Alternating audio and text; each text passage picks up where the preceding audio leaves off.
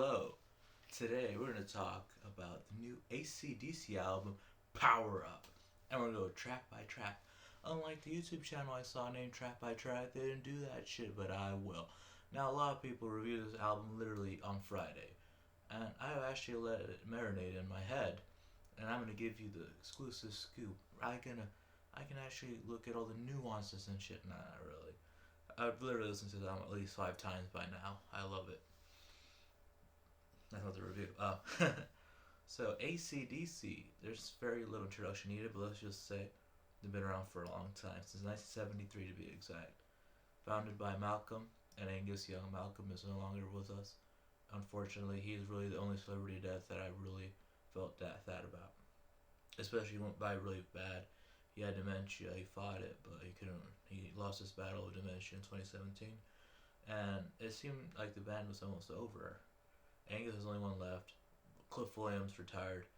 Ryan Johnson had to quit touring because of hearing loss, and Phil Rudd was arrested because he was accused of threatening to kill, trying to pursue a murder, and cannabis and methamphetamines possession. That was true. That's the one thing that really got him was, so he was under house arrest. So he missed out the Rocker Bus tour. And luckily, I was able to see Malcolm on the final tour do the Black Ice tour, which was the final album that Malcolm Young. Malcolm Young played the Black Ice tour. I was looking up to see him. He was the last album he ever played with Black Ice. He had writing credits on Rocker Bust, which a lot of people, which I didn't even know, but a lot of people disliked Rocker Bust. I fucking love it.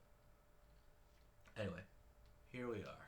So let's go track by track through what could be is easily my number 10 on top 10 AC/DC albums. This is a really just a solid 41 minutes of rock and roll. So let's do this. Track number 1, Realize. Now this track is vintage AC/DC, from the guitars, the bass. I actually told a joke to my friend. I have great hearing. I can hear the bass in AC/DC songs. I can really hear the bass on this one. Brendan O'Brien's production is really good. Although what I don't like about Brendan O'Brien's production is he wanted to step away from the bluesiness of Stiff Upper Lip and Blountbreaker. And I fucking love Blountbreaker and Stiff Upper Lip. They're my top 5 AC/DC albums. Which is the only thing I don't like about when Brendan O'Brien got into producer. He went away from the bluesy stuff, which I really love. And no, Realize is good. The chorus is really fun to sing along to. Make you real, yeah. The guitars are big. They sound huge.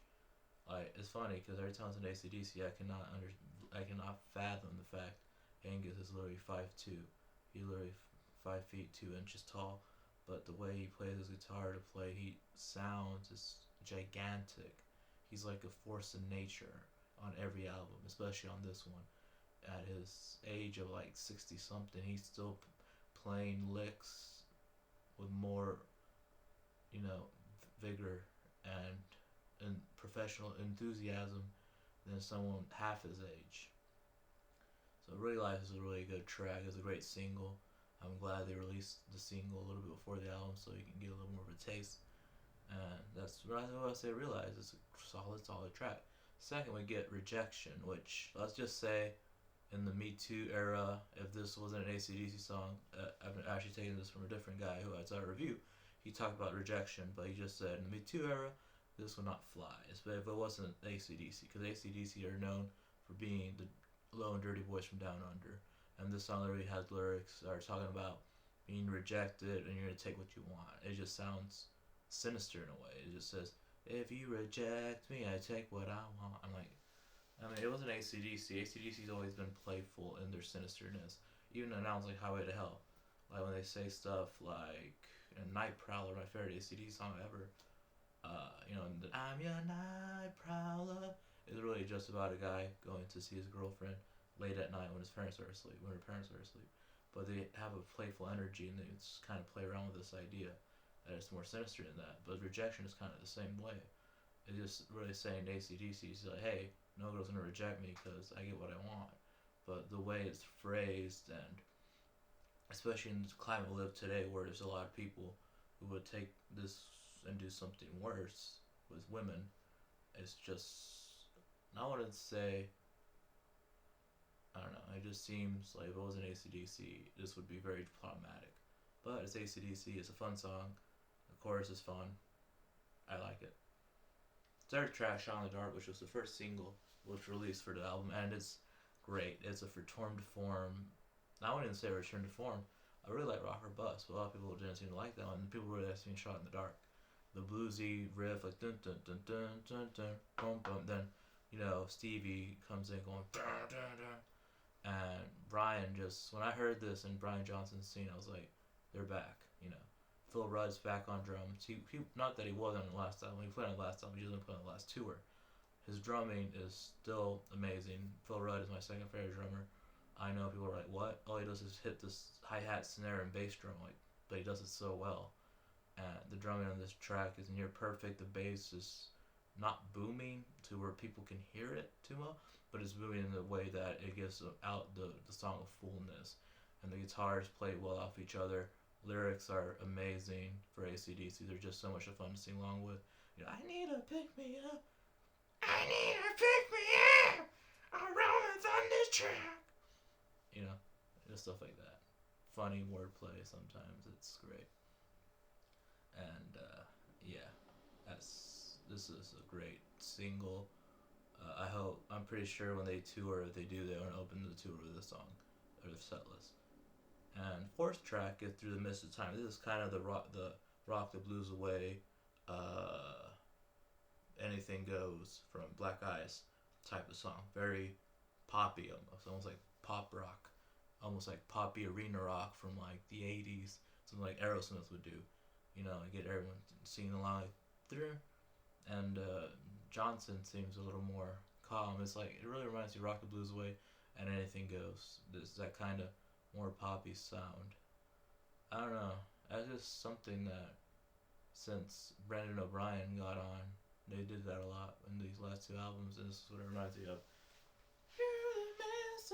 I don't know. Jonathan isn't as growly as he is in the other songs, and I don't know. I like it. It's just a fun song. It's probably not my favorite off it, but it's still good. Then next song is Kick You When You're Down. And it's a song where guys are like, why do women kick you when you're down? Why are they so awful to me? And it's just a woe is me song, but it's AC/DC, so it's still fun. It's not, woe is me. It's more like, why did he? It's still a fun song. And the bass and the drums and the guitar play off really well. I really love the bass and drums in this song. It feels very Black Eyes, and I love Black Eyes. Black Eyes is in my top 10 as well. And yeah, it's just a fun chorus.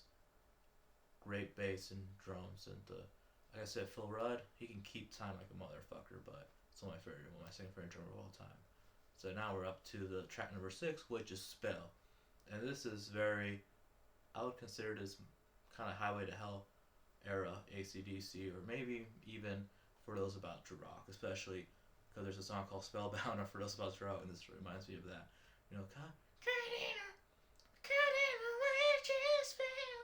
And it's the way the lyrics come about. The chorus is great, and that's just great. The guitars sound a lot like For Those About to Rock, a lot like that structure.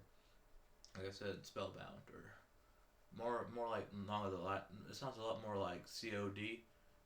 Calling the devil, COD, the devil in me. Also from For Those About to Rock. I am like AC/DC song machine. I know like so many songs just from the top of my head. And it sounds a lot like Night of the Long Knives and COD. Sounds like those tracks from For Those About to Rock. And it's a great song. 7th track is Demon Fire, and this sounds a lot and gives me a lot of vibes from Baptism by Fire, from Rock or Bust, which a lot of people seem to like from Rock or Bust. The very fast, like dun dun dun dun dun dun dun dun dun dun, Demon Fire. And this also reminds me a lot of Highway to Hell, especially from the references to demon and fire, and just the way the riff comes. It sounds a lot. It also reminds me of Beating Around the Bush, the way how fast the riff is. Also from Highway to Hell, which is my favorite AC/DC album of all time. Do not at me. It is the fact that AC/DC's best album is Highway to Hell. Don't at me. That is a fact. Deal with it. And that's just a great riff and chorus. Demon Fire. I'm so glad I got to hear a full song, because when I heard the snippet they did around Halloween, it was great. And 8th track is Wild Reputation, which is it's like very sounds a lot like Black Eyes. There's just one song I can't put my finger on. Sounds very similar too, with the bass, the guitar, and everything.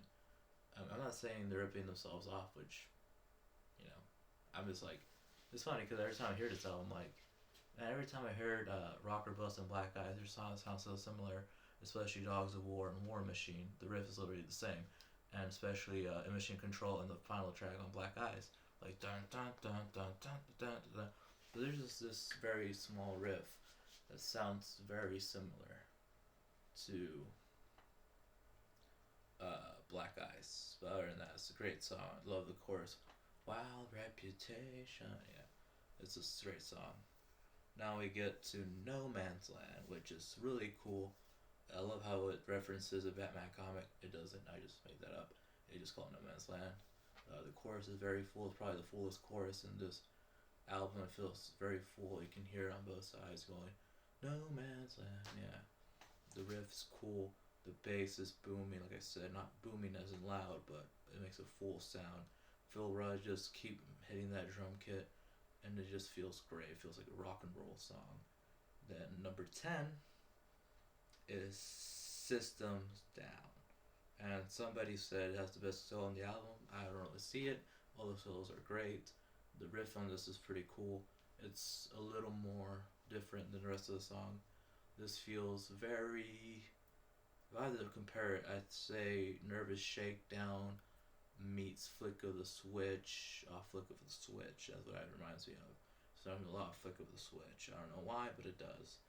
And it sounds Flick of the Switch, and it's really cool.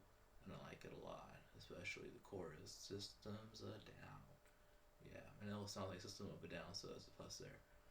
Number 11 is Muddy Shot, which, try to guess what it means. It's AC/DC. That's not even an double entendre. That's just, this is like the most explicit AC/DC song title ever. Like, they used to be more subtle with songs like You Shoot Me All Night Long and Let Me Put My Love Into You. This is just saying Money Shot, which is funny. And Get It Hot is part of the lyrics, so try to make that. This sounds a lot like Fly on the Wall, in my opinion. And I love Fly on the Wall. I don't know why people don't like that album. It's up there on my favorites, but it's not absolute favorite. I just love Fly on the Wall. It's got a very Shake Your Foundations feel to it, and I love Shake Your Foundations. I never understood why they said there's a decline in AC/DC. There's never been a decline, ever. I love Fly on the Wall. I love Flick of the Switch. I love all their albums. And I really think Flick of the Switch is underrated, so is Fly on the Wall. And that was track number 11, Money Shot. Now we're up to the final track, number 12, Code Red. And I was thinking, well, it doesn't seem like they repeated War Machine and Dogs of War. And they kind of did, not really in the riff, more on the subject matter and the lyrics. Like, Code Red, get your... Yeah. And not really the riff. Now, Code Red is really fucking cool. It's a great closer. I can understand why they close with this song. And it's just, there's a sense of urgency to it. It feels very urgent, the way they say weapons and, Code Red. And this could have some meaning to it. Not all AC/DC songs have meaning. Even Angus said about the lyrics, they're just throwaway lines. And they're not a lot of meaning, but this feels like Angus feels like it's Code Red. Like, a lot of shit has happened, but they're still gonna go. Weapons ready. They're gonna go and rock. And that's why I think this is a great closer. And that was Power Up. Is it great? It is. Is it bad? No, it's not. I don't know why I said that. It sounds stupid. If I were to rate this album, I'd give it a 4.5 stars out of 5. It's really that good. It's the only thing that keeps it from being perfect is there's a few songs that feel samey same or streamlined really. But other than that, it's just a great album. Production's great. Malcolm wrote all the songs, and Angus brought his A game. So did Stevie. So did Brian. So did Phil. So did Cliff. It's the Back in Black lineup except for Malcolm Young. So what else do you expect? And yeah, that's really it. I mean, this is a great album. Check it out.